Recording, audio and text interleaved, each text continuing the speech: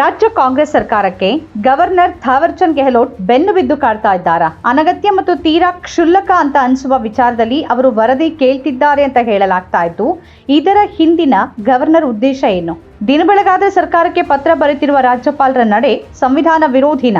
ರಾಜ್ಯ ಸರ್ಕಾರ ಇದಕ್ಕೆ ಹೇಗೆ ಪ್ರತಿಕ್ರಿಯಿಸ್ತಾ ಇದೆ? ಅವರನ್ನ ವಾಪಸ್ ಕರೆಸಿಕೊಳ್ಳುವಂತೆ ಒತ್ತಡ ಹೇರೋಕೆ ರಾಷ್ಟ್ರಪತಿಗೆ ಪತ್ರ ಬರೆಯುವ ಬಗ್ಗೆ ಸರ್ಕಾರ ಚಿಂತನೆ ನಡೆಸಿದೆಯಾ? ರಾಜ್ಯಪಾಲರು ಕ್ಷುಲ್ಲಕ ವಿಚಾರಗಳ ಬಗ್ಗೆ ವರದಿ ಕೇಳಿ ಪತ್ರಗಳನ್ನ ಬರೀತಿದ್ದಾರೆ ಅಂತ ಆಕ್ಷೇಪಿಸಿರುವ ಸಿಎಂ ಸಿದ್ದರಾಮಯ್ಯ, ಗವರ್ನರ್ ಪತ್ರಗಳನ್ನ ಸರ್ಕಾರ ಪರಿಶೀಲಿಸ್ತಾ ಇದೆ ಅಂತ ಹೇಳಿದ್ದಾರೆ. ಅರ್ಕಾವತಿ ಬಡಾವಣೆ ಪ್ರಕರಣಕ್ಕೆ ಸಂಬಂಧಪಟ್ಟಂತೆ ನ್ಯಾಯಮೂರ್ತಿ ಎಚ್.ಎಸ್. ಕೆಂಪಣ್ಣ ಆಯೋಗದ ವರದಿ ವಿಚಾರವಾಗಿ ಬಿಜೆಪಿ ಅಧಿಕಾರದಲ್ಲಿದ್ದಾಗ ಏನ್ ಮಾಡ್ತಿತ್ತು ಅಂತ ಸಿದ್ದರಾಮಯ್ಯ ಪ್ರಶ್ನೆ ಮಾಡಿದ್ದಾರೆ. ಸಿದ್ದರಾಮಯ್ಯನವರು ಮೊದಲ ಅವಧಿಗೆ ಸಿಎಂ ಆಗಿದ್ದಾಗಿನ ಅರ್ಕಾವತಿ ಲೇಔಟ್ ಡಿನೋಟಿಫಿಕೇಶನ್ ಪ್ರಕರಣಕ್ಕೆ ಸಂಬಂಧಪಟ್ಟಂತೆ ನ್ಯಾಯಮೂರ್ತಿ ಕೆಂಪಣ್ಣ ಆಯೋಗದ ವರದಿ ಮತ್ತು ಇತರ ಸಂಬಂಧಿತ ಮಾಹಿತಿಗಳನ್ನು ಕೋರಿ ರಾಜ್ಯಪಾಲರು ಮುಖ್ಯ ಕಾರ್ಯದರ್ಶಿ ಶಾಲಿನಿ ರಜನೀಶ್ ಅವರಿಗೆ ಪತ್ರ ಬರೆದಿರುವ ವಿಚಾರಕ್ಕೆ ಸಿದ್ದರಾಮಯ್ಯ ಪ್ರತಿಕ್ರಿಯಿಸಿದ್ದಾರೆ. 4 ವರ್ಷಗಳ ಕಾಲ ಬಿಜೆಪಿ ಅಧಿಕಾರದಲ್ಲಿತ್ತು, ಆಗ ಅವರು ಏಕೆ ವರದಿಯನ್ನ ಮಂಡಿಸಲಿಲ್ಲ? ಈಗ ಸಿ.ಟಿ. ರವಿ ರಾಜ್ಯಪಾಲರಿಗೆ ಪತ್ರ ಬರೆದಿದ್ದಾರೆ. ಸಚಿವರಾಗಿದ್ದಾಗ ಅವರು ಅದನ್ನ ಯಾಕೆ ಮಾಡಲಿಲ್ಲ? ನಾನದರ ಬಗ್ಗೆ ಕೇಳಿದ್ದೆ ಅಂತ ಸಿದ್ದರಾಮಯ್ಯ ಹೇಳಿದ್ದಾರೆ. ಕೇಶವನಾರಾಯಣ ನೇತೃತ್ವದ ಸಮಿತಿ ರಚಿಸಲಾಗಿದೆ.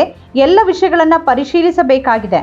ನಂತರ ನಾವು ನಿರ್ಧಾರ ತೆಗೆದುಕೊಳ್ಳುತ್ತೇವೆ ಅಂತ ಹೇಳಿದ್ದಾರೆ. ನ್ಯಾಯಮೂರ್ತಿ ಕೆಂಪಣ್ಣ ವರದಿ ಬಹಿರಂಗಗೊಳಿಸೋಕೆ ಸಿದ್ದರಾಮಯ್ಯ ಅವರನ್ನ ಕೇಳುವಂತೆ ಸಿ.ಟಿ. ರವಿ ಇತ್ತೀಚೆಗೆ ರಾಜ್ಯಪಾಲರಿಗೆ ಪತ್ರ ಬರೆದಿದ್ರು. 2014ರಲ್ಲಿ ಸಿದ್ದರಾಮಯ್ಯ ಮುಖ್ಯಮಂತ್ರಿಯಾದ ಮೊದಲ ಅವಧಿಯಲ್ಲಿ ನ್ಯಾಯಮೂರ್ತಿ ಕೆಂಪಣ್ಣ ಆಯೋಗ ರಚಿಸಲಾಗಿತ್ತು. 2017ರಲ್ಲಿ ಸಿದ್ದರಾಮಯ್ಯ ಸಿಎಂ ಆಗಿದ್ದಾಗ ಆಯೋಗದ ವರದಿ ಸಲ್ಲಿಕೆ ಆಗಿದ್ದರೂ ಅದನ್ನ ಬಹಿರಂಗಪಡಿಸಿರಲಿಲ್ಲ. ಇನ್ನು ಕನ್ನಡವಲ್ಲದೆ ಇಂಗ್ಲಿಷ್ನಲ್ಲಿ ಸಿಎಂ ಸಹಿ ಮಾಡುತ್ತಿರುವ ಬಗ್ಗೆನೂ ಗವರ್ನರ್ ವರದಿ ಕೇಳಿದ್ದಾರೆ ಅಂತ ಹೇಳಲಾಗಿದ್ದು, ಅದರ ಬಗ್ಗೆ ಪ್ರತಿಕ್ರಿಯಿಸಿರುವ ಸಿದ್ದರಾಮಯ್ಯ, ಸಾಮಾನ್ಯವಾಗಿ ಕನ್ನಡದಲ್ಲಿರುವ ಪತ್ರಗಳಿಗೆ ಕನ್ನಡದಲ್ಲಿನೂ, ಇಂಗ್ಲಿಷ್ನಲ್ಲಿರುವ ಪತ್ರಗಳಿಗೆ ಇಂಗ್ಲಿಷ್ನಲ್ಲೂ ಸಹಿ ಮಾಡ್ತೇನೆ, ಅದರಲ್ಲಿ ತಪ್ಪೇನಿದೆ? ಅಂತಹ ಕ್ಷುಲ್ಲಕ ವಿಷಯಗಳ ಬಗ್ಗೆನೂ ವರದಿ ಕೇಳಿದ್ರೆ ಏನಂತ ಹೇಳುವುದು ಅಂತ ಪ್ರಶ್ನೆ ಮಾಡಿದ್ದಾರೆ. ಇನ್ನು ಈ ಬೆಳವಣಿಗೆಗಳ ಬಗ್ಗೆ ಪ್ರತಿಕ್ರಿಯಿಸಿರುವ ಗೃಹ ಸಚಿವ ಡಾಕ್ಟರ್ ಜಿ. ಪರಮೇಶ್ವರ್, ರಾಜ್ಯಪಾಲರು ಕೇಳಿದ್ದಕ್ಕೆಲ್ಲ ಉತ್ತರಿಸಬೇಕು ಅಂತೇನೂ ಇಲ್ಲ ಎಂದಿದ್ದಾರೆ.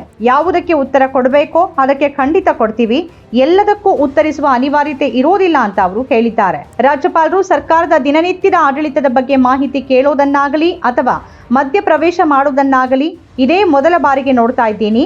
ದಿನನಿತ್ಯ ಪತ್ರ ಬರೆದು ಮಾಹಿತಿ ಕೊಡಿ ಅಂತ ಕೇಳೋದು ಸಂವಿಧಾನಕ್ಕೆ ವಿರುದ್ಧ ಅಂತ ಪರಮೇಶ್ವರ್ ಹೇಳಿದ್ದಾರೆ. ಈ ಮಧ್ಯೆ ಗೆಹ್ಲೋಟ್ ಅವರನ್ನ ವಾಪಸ್ ಕರೆಸಿಕೊಳ್ಳೋಕೆ ಒತ್ತಡ ಹೇರೋದಕ್ಕಾಗಿ ರಾಷ್ಟ್ರಪತಿ ದ್ರೌಪದಿ ಮುರ್ಮು ಅವರಿಗೆ ಪತ್ರ ಬರೆಯುವ ಬಗ್ಗೆ ಕಾಂಗ್ರೆಸ್ ಗಂಭೀರ ಚಿಂತನೆ ನಡೆಸಿದೆ ಅಂತ ಹೇಳಲಾಗ್ತಾ ಇದೆ. ಮೂಡಾ ಪ್ರಕರಣದಲ್ಲಿ ಸಿಎಂ ವಿರುದ್ಧ ಪ್ರಾಸಿಕ್ಯೂಷನ್ಗೆ ಅನುಮತಿ ನೀಡಿದ ಬಳಿಕ ಸರ್ಕಾರ ಮತ್ತು ಗವರ್ನರ್ ನಡುವಿನ ಸಂಘರ್ಷ ತೀವ್ರಗೊಂಡಿದೆ. ವಿವಿಧ ವಿಚಾರಗಳಿಗೆ ಸಂಬಂಧಿಸಿ ರಾಜ್ಯಪಾಲರು ಪದೇ ಪದೇ ಸರ್ಕಾರಕ್ಕೆ ಪತ್ರ ಬರೆದು ವರದಿ ಕೇಳ್ತಿರೋದರ ಬಗ್ಗೆ ಕಾಂಗ್ರೆಸ್ ನಾಯಕರು ಆಕ್ಷೇಪ ವ್ಯಕ್ತಪಡಿಸಿದ್ದು, ರಾಷ್ಟ್ರಪತಿಗೆ ದೂರು ನೀಡೋಕೆ ಮುಂದಾಗಿದ್ದಾರೆ ಅಂತ ಹೇಳಲಾಗ್ತಾ ಇದೆ. ಇದರ ಬಗ್ಗೆ ಕೇಳಲಾಗಿರುವ ಪ್ರಶ್ನೆಗೆ ಇಲ್ಲ ಅಂತ ಉತ್ತರಿಸಿರುವ ಸಿದ್ದರಾಮಯ್ಯನವರು, ಕ್ಷುಲ್ಲಕ ವಿಷಯಗಳ ಬಗ್ಗೆ ವರದಿ ಕೇಳಿ ರಾಜ್ಯಪಾಲರು ಸರ್ಕಾರಕ್ಕೆ ಬರೆದಿರುವ ಪತ್ರಗಳನ್ನ ಪರಿಶೀಲಿಸ್ತಾ ಇದ್ದೀವಿ ಅಂತ ಉತ್ತರಿಸಿದ್ದಾರೆ. ಆದ್ರೆ ಈಗಾಗಲೇ ರಾಜಭವನ ಚಲೋ ನಡೆಸಿರುವ ಕಾಂಗ್ರೆಸ್ ರಾಷ್ಟ್ರಪತಿ ಭವನ ಚಲೋ ನಡೆಸೋ ಬಗ್ಗೆ ಯೋಚಿಸ್ತಾ ಇದೆ ಅಂತ ವರದಿಗಳು ಹೇಳ್ತಿವೆ. ಈ ವಿಚಾರವಾಗಿ ಹೆಚ್ಚಿನ ಸಚಿವರು ಒಲವು ತೋರಿದ್ದು, ಮುಂದಿನ ನಡೆಯನ್ನ ವರಿಷ್ಠರ ಜೊತೆ ಚರ್ಚಿಸಿ ತೀರ್ಮಾನಿಸುವ ಸಾಧ್ಯತೆಗಳಿವೆ ಅಂತ ಹೇಳಲಾಗ್ತಾ ಇದೆ. ಸ್ವತಂತ್ರ ಪತ್ರಿಕೋದ್ಯಮ ಇಂದಿನ ತುರ್ತು, ಅದನ್ನ ವಾರ್ತಾ ಭಾರತಿ ಮಾಡ್ತಾ ಇದೆ. ನಮ್ಮ ಚಾನೆಲ್ ಅನ್ನ ಸಬ್ಸ್ಕ್ರೈಬ್ ಮಾಡೋದ್ರ ಜೊತೆಗೆ ಬೆಲ್ ಐಕಾನ್ ಒತ್ತಿ ನಮ್ಮನ್ನ ಬೆಂಬಲಿಸಿ. ಹಾಗೆ ನಮ್ಮ ಕಾರ್ಯಕ್ರಮಗಳನ್ನು ಲೈಕ್ ಮಾಡಿ, ಕಮೆಂಟ್ ಮಾಡಿ, ಅದನ್ನು ಬೇರೆಯವರಿಗೂ ಕೂಡ ಶೇರ್ ಮಾಡಿ. ಹೀಗೆ ನೀವು ಮಾಡಿದಾಗ ನಮ್ಮ ಚಾನೆಲ್ ಮತ್ತಷ್ಟು ಜನರಿಗೆ ತಲುಪತ್ತೆ. ಆ ಮೂಲಕ ನಮಗೆ ಸಹಕಾರ ಆಗುತ್ತೆ. ಇದು ನೀವು ಯಾವುದೇ ಖರ್ಚಿಲ್ಲದೆ ಮಾಡಬಹುದಾದ ಸಹಕಾರ. ಧನ್ಯವಾದ.